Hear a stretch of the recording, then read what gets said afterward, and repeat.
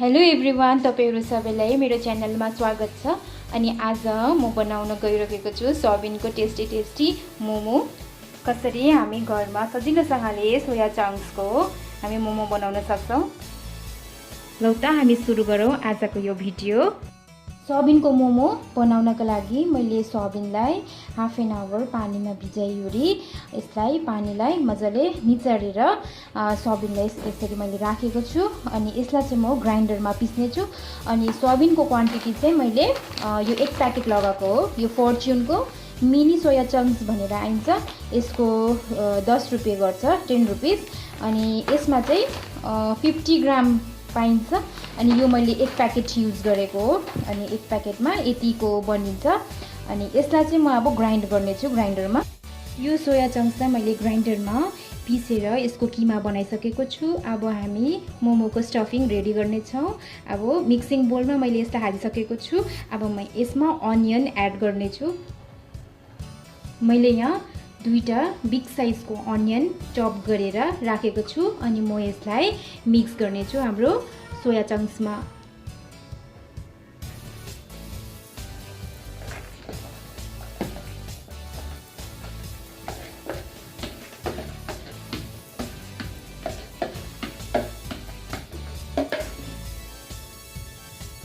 प्याज हालेपछि म यसमा अदुवा अनि लसुन मैले पिसेर राखेको छु, त्यो म यसमा एड गर्ने छु।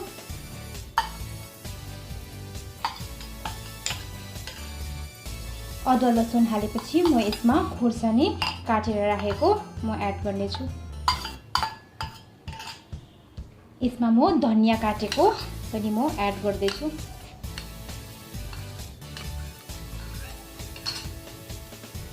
स्वाद अनुसार म यसमा नुन हाल्दै छु।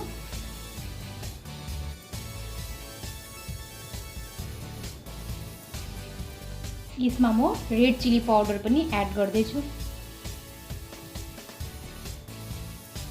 थोरै गरम मसाला पनि एड गर्ने छु। अनि हाफ चम्चा मरिचको धुलो पनि म यसमा एड गर्दै छु। सबै इन्ग्रेडिएन्ट हामीले हालेपछि म यसमा 1 कप मस्टर्ड ओइल हाल्ने छु। तपाईहरुले रिफाइन्ड ओइल पनि हाल्न सक्नुहुन्छ। मैले मस्टर्ड ओइल हाल्दै छु। मैले यसलाई तताइवरी म यसलाई यहाँ हाल्ने छु मिक्सचरमा।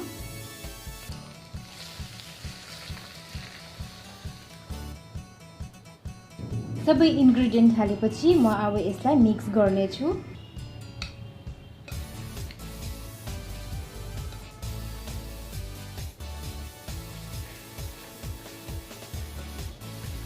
यो हाम्रो स्टफिङ मजाले मिक्स भइसकेको छ।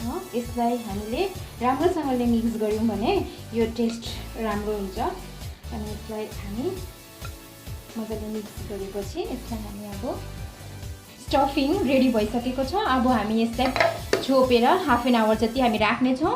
अनि मोमोको डो हामी रेडी गर्ने छौं। अब हामी मोमोको डो बनाउने छौं। अनि मोमोको डो बनाउनको लागि मैले यहाँ 250 मैदा राखेको छु। अब यसमा म नुन हाल्ने छु।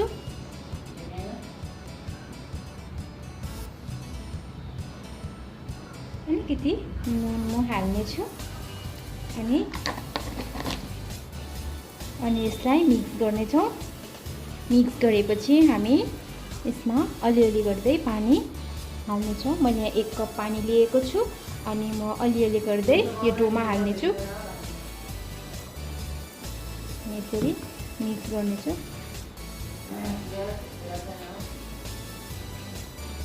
फेरि हाल्दै छु म पानी।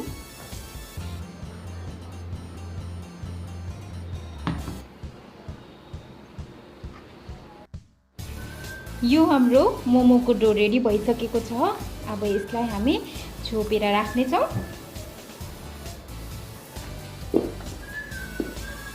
हामी यसलाई एकछिन छोपेर राख्ने छौं। अब यो डोलाई हामी दुई भागमा पार्ने छौं। अनि यसको सानो सानो बल्स हामी बनाउने छौं। सानो सानो बल्सहरु हामी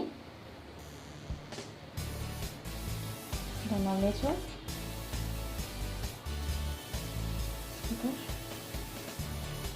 अब बल्सहरु बनाइसकेपछि म एउटा बल लिनेछु। यसलाई यस प्रकार गोलो बनाएपछि मैदामा यसलाई डिप गरेर यसलाई म बेल्नेछु। सानो बेल्न पर्छ, त्यति पतला होइन त्यति मोटो पनि होइन। यस प्रकार हामी यसलाई बेलौँ। सानो मोमोको लागि पुरी मैले यहाँ बनाइसकेको छु। अब हामी यसमा स्टफिङ हाल्नेछौँ। अब हामी यसरी साना पुरीहरू लिनेछौँ अनि स्टफिङ यसको बिचमा मिडलमा हामी यसरी मिडलमा हाल्नेछौँ अनि यसको हामी प्याटर्न बनाउनेछौँ। यस प्रकार दुईटा हातले दुईटा औँलीले यसरी गोलो बनाउँदै लाने हो अनि यसरी हामी प्रेस गरेर यसलाई बन्द गर्नुपर्छ। अनि यसरी हाम्रो मोमो रेडी भयो। फेरि एउटा स्टफिङ हामी हेर्नेछौँ। स्टफिङ हालेर अब यसको हामी प्याटर्न बनाउनेछौँ। प्रकार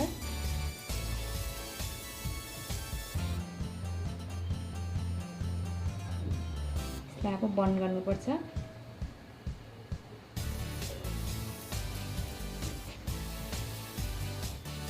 यो भयो हाम्रो हातको फेरि एउटा मोमो। अब यो मोमोलाई हामी बोइल गर्नेछौँ, स्टिम गर्नेछौँ।